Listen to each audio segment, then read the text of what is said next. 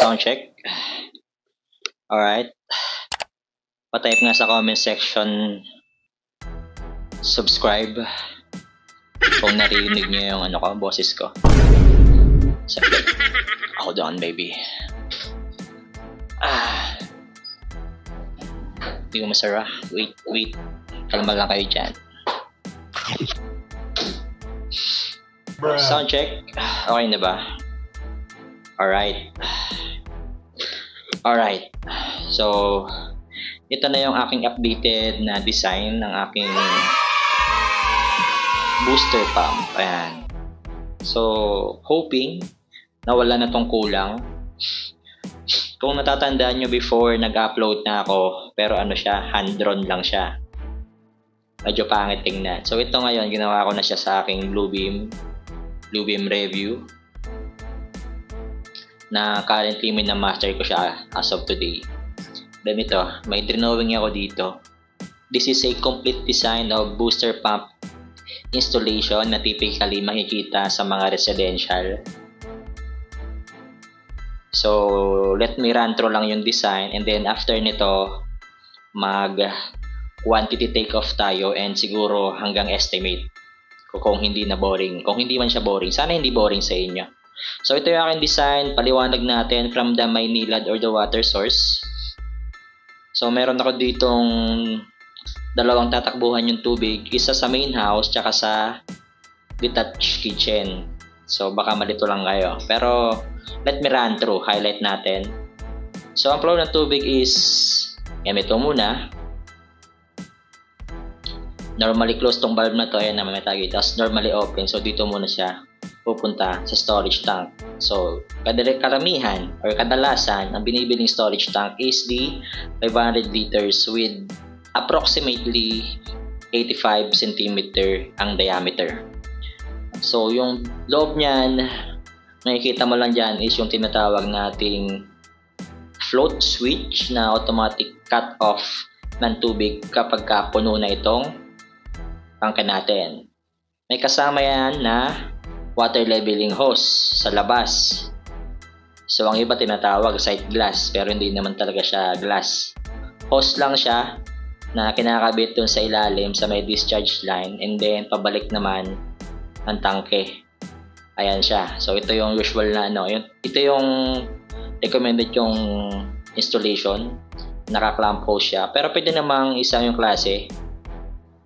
Hose, siya, yung pwede naman yan. Depende na lang sa plumber mo.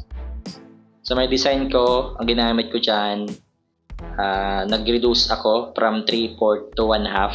Mamit ako ng ball valve. Tapos, 1/2 na male PPR connector. Tapos, yung panggas. Nasa makikita mo to. Pang hose rin naman to. Tapos, hose clamp. Wala akong sample dito. So, parang ginamit ko dyan is ito. Tapos, hose clamp na lang ginamit. Yung na lang dyan. Hose. Ginamit ko na lang. Tapos, hose clamp. So, depende na lang sa plumber nyo kung paano yung installation ng leveling hose natin. Diretso tayo. Pag napuno ito, ayan, yung flow ng tubig papunta na ng inlet ng pipe. Isa-isayin natin. Check valve. Nagkapit ako ng check valve pa rin. Karamihan ng plumber inuumit na yan. Depende na lang sa inyo. Kung gusto nyo makatipid, okay lang naman. Pwede nating i-omit yan. And then, pwede na itong union valve or ball valve na lang. Mas mura. Sa akin kasi, ang required ko lang na gate valve, itong tatlo.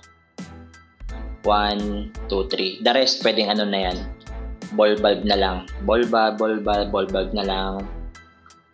Ito, tsaka ito. Yung swing type, pwede naman. Wala namang issue dun. Next, ito ba to? Union patente yan. Naglagay ako ng 3. 1, 2, 3. Ayan, mga union patente. Naglalagay ako niyan para mabilis tanggalin yung pump and pressure tank.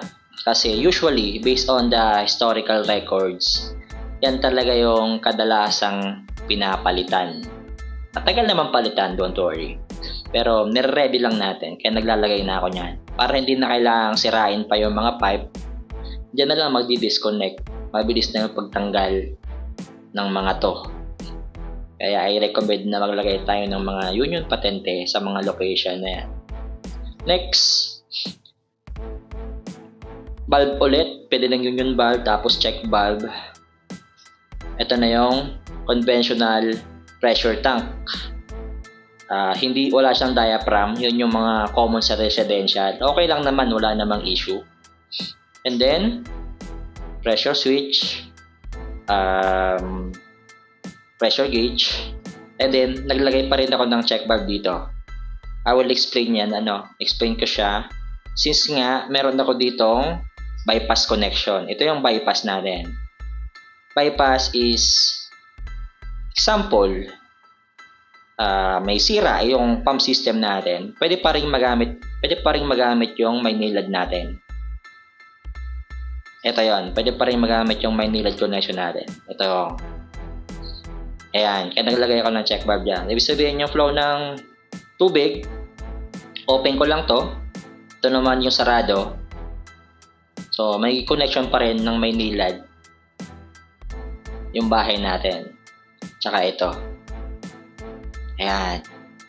Habang nagre-repair tayo ng pump natin. Pagka na-repair na yung pump, pwede na nating i-open naman ulit ito naman yung i-close para magkaroon tayo ng magandang pressure sa bahay.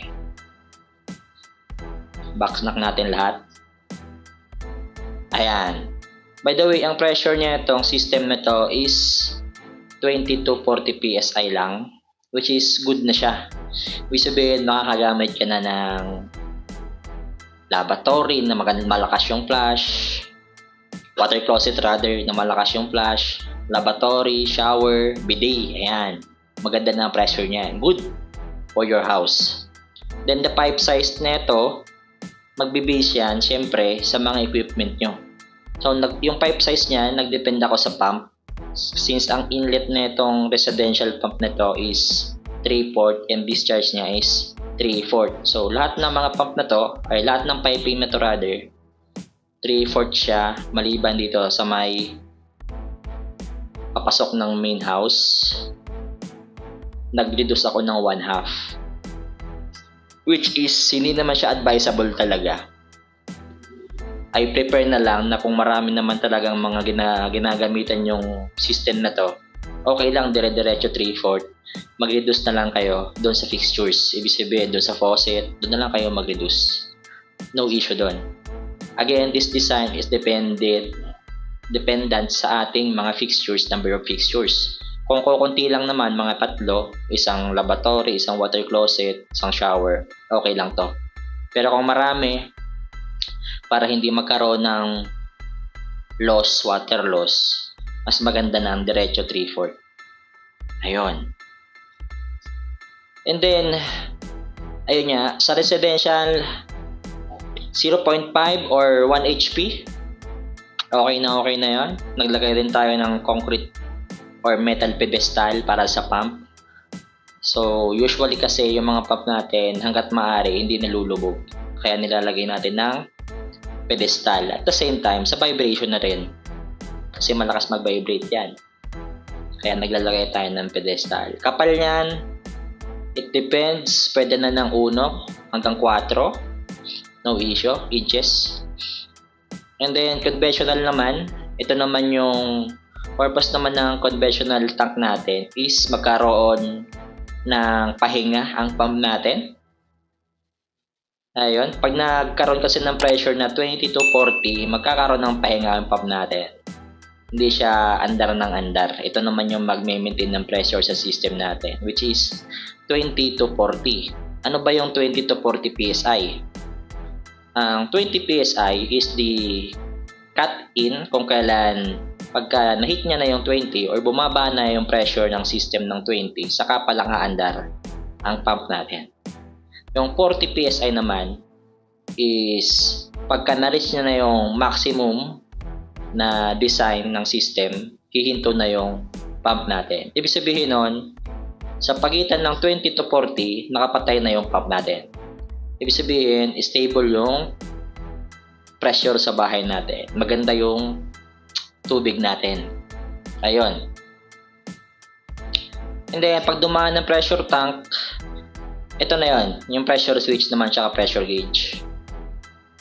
The pressure switch operation is, yun nga, siya yung nagbibigay ng signal sa pump na huminto ka na-reach mo na yung 40 PSI. And siya rin yung magbabato na, oy, under ka na pump kasi mababa na yung pressure. Nag 20 PSI na tayo. And then meron tayong single phase na breaker na dapat malapit lang sa pump para easy for the maintenance or repair.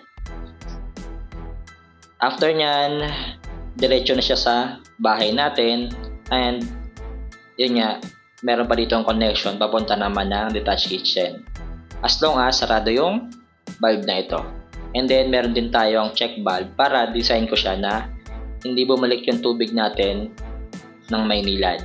100% walang babalik talaga since meron kang check valve and normally closed na gate valve. Okay. Ay ano to? Testing line naman natin. Ayun. Required siya sa installation natin ng mga booster pump natin with constant pressure. Para naman ito sa pag-testing natin, pag may maintenance, kung kinakailangan natin mag-drain neto, dito na lang tayo mag-drain. Dito na natin kailangan pumunta ng main house. Ayun.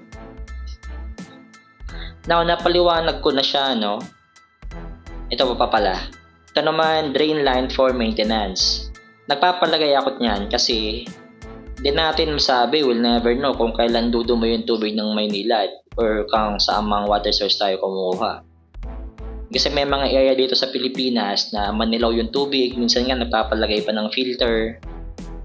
Alam ko sa Cavite nagpapalagay sila ng mga filter. Kaya kailangan pa rin may drain line yung natin, storage for maintenance purposes. Pag clean, ayan. Sample, pag gusto natin magpa-clean ng once a year, mabilis na yung pag-drain. Kaya nagpapalagay ako ng drain line connected sa ating water leveling hose. Ayun, so na-discuss ko na lahat. Ang gagawin na natin is live quantity takeoff. Ayun. So ngayon, papakita ko na sa inyo yung ginagawa kong quantity takeoff. Parang manual manual counting ng mga materyales gamit itong Bluebeam Review. So una natin gagawin is i-calibrate natin muna.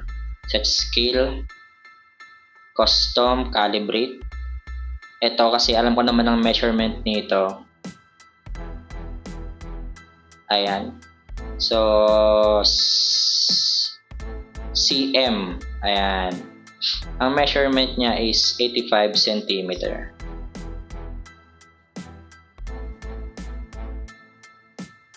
Ayun. So, calibrated na siya. Check natin kung 85 cm nga to.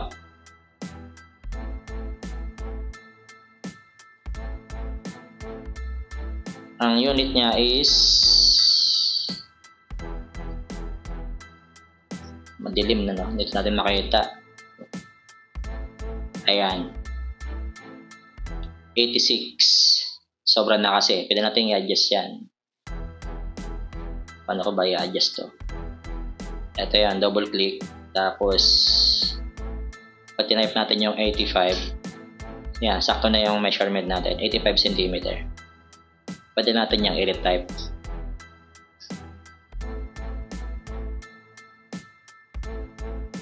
Okay, review natin yung mga gagamitin nating tools. Tara, let's go!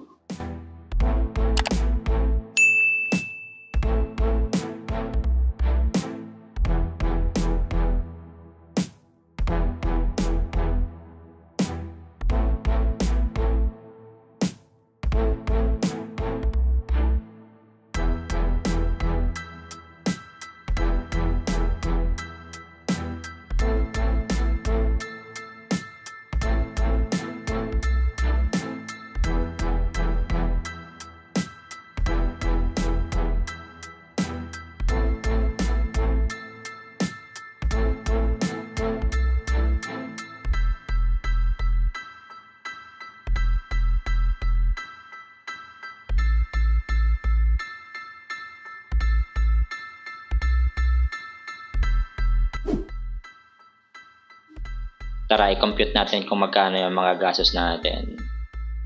Ito na yung materials na kailangan natin para sa ano natin. Sa booster pump. Ayusin lang natin saglit.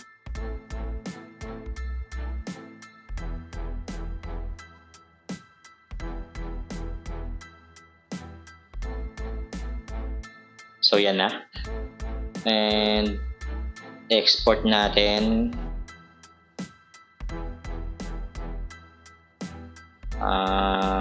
Label. Ito yung mga 3 port. Pwede natin yung i-group. 1/2. Pwede natin yung i-group.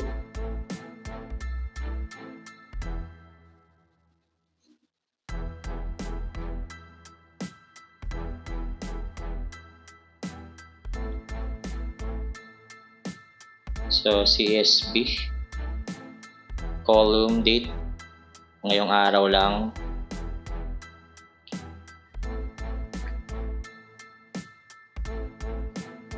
Yung ginawa lang ngayong araw. Tara.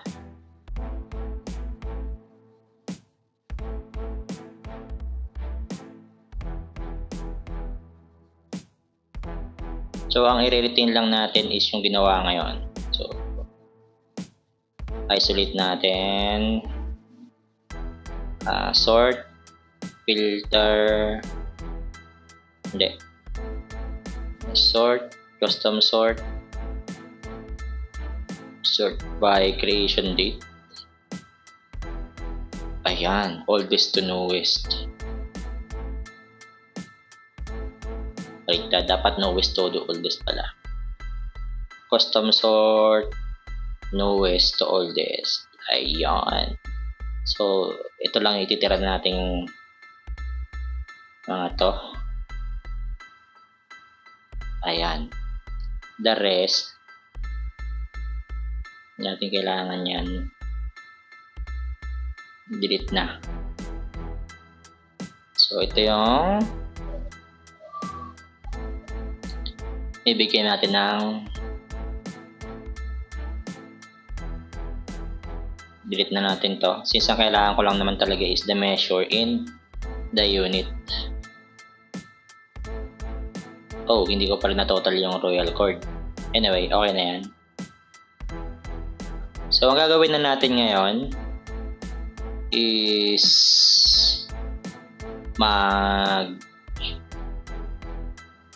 i-estimate na tayo. Sa pag-i-estimate naman,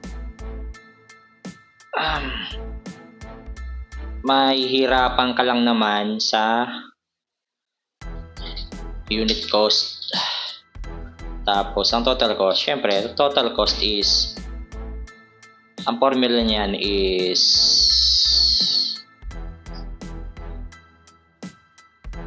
measurement times the unit cost. Ito lang muna, i-total ko lang to bago natin ituloy. 133 plus 137.69. Nalimutan ko yung i-group kanina eh. Delete ko na itong isa since okay na yung total niya.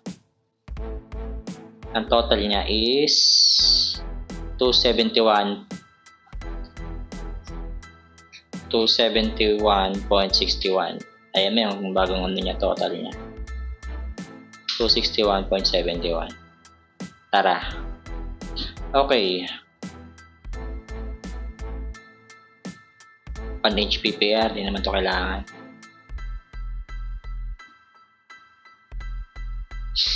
Okay.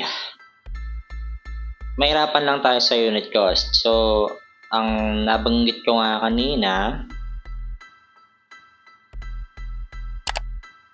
saan ka kukuha ng presyo ng mga item na yan? Unang-una, kung meron kang historical record, you can use that. Pero pagka wala, ang usual na ginagawa is magka-canvas or magpapa-estimate ka sa mga supplier mo. Kung may supplier ka, pwede mong i-send ito para mabigyan nila yung presyo bawat isa. Kung wala kang supplier, magka-canvas ka mano-mano.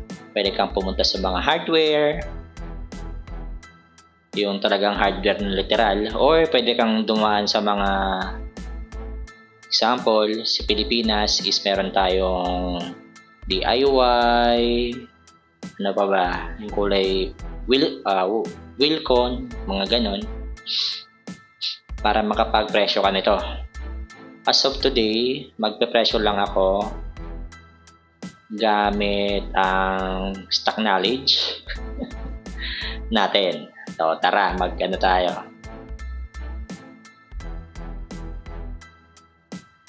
I-assort natin by subject. Baka lang may magkakaparehas pa. Wala na. So, safe na ako mag-measure. Electrical tape. Peso po tayo, no? Hose clamp, 80. Teflon tape, 30 ang isa. So, ang formula niya is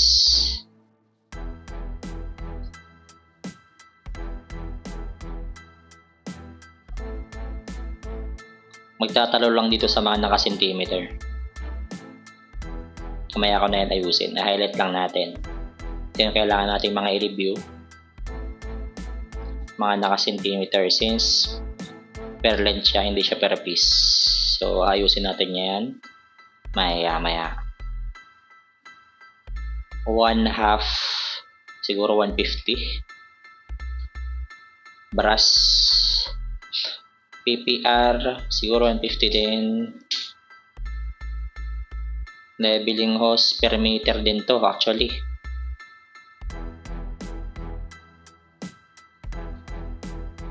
Mali yung label, hindi ko pa na bago. Per meter, siguro 3 meters ang kailangan natin. Ito rin pala, meters pala to. Meter. Siguro 3 meters ang kailangan natin yan. Ang per meter, siguro ba natin 50. 1/2, sige 150. 3/4. More or less. 100, gate valve 200, para parehas na lang yung 200. PPR pipe, kailangan nito natin dito mga 3 lengths.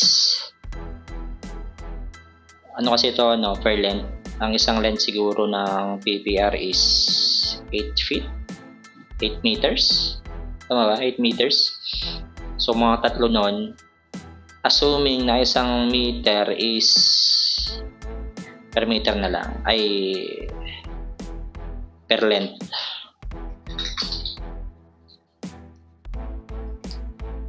Per length ito, tsaka ito. Ito naman, meter din to. Ang per length niya, assuming is 500.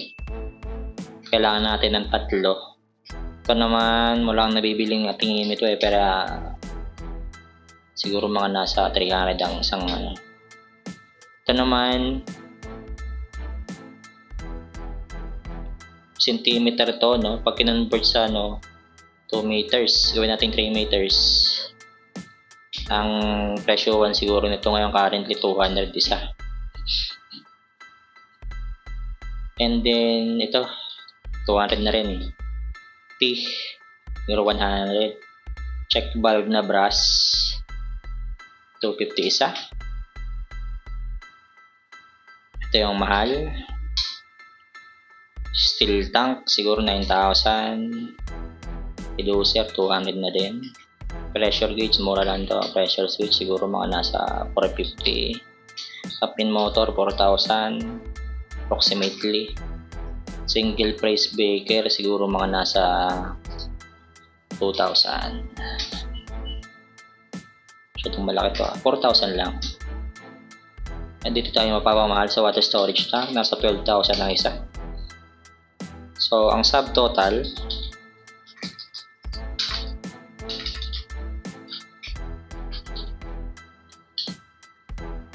Tapos contingency. Tapos grand total natin. Ang contingency is ito times ang usually na contingency is 10%. Pwede lang gawing 0. Yan ang formula niya talaga. So sum natin to, auto sum rather. Ayan. Tapos ang grand total niya is itong dalawa. So yun ang assumption natin na presyo.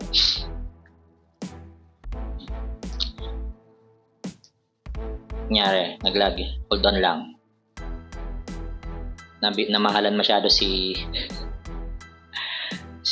Excel. Wala pa tong labor. So update natin yung labor para isama na natin sa computation.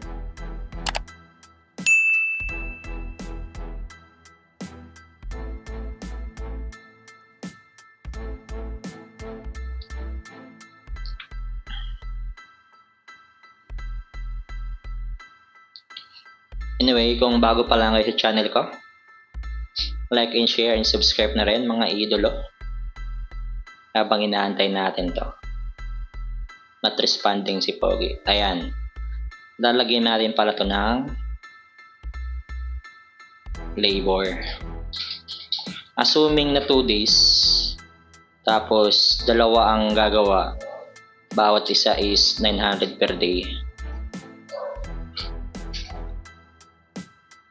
So, ito lang naman yung formula. 3,600 para sa labor, auto sum. So, kailangan mo pa lang gumastos ng mga 44,000 o 45,000 para sa system na to. Meron ka ng mataas na pressure sa bahay nyo. Kung may tanong man, bakit nag-come up ako dito yan sa unit cost. Mata-mata yung presyoan ko, pero mukhang malapit yan sa totoong presyo ngayon as of 2025. And sa labor, medyo malapit din yan sa katotohanan. Kaya yan ako nag-come up ng ganyang price. So yun lang yung aking quantity take off,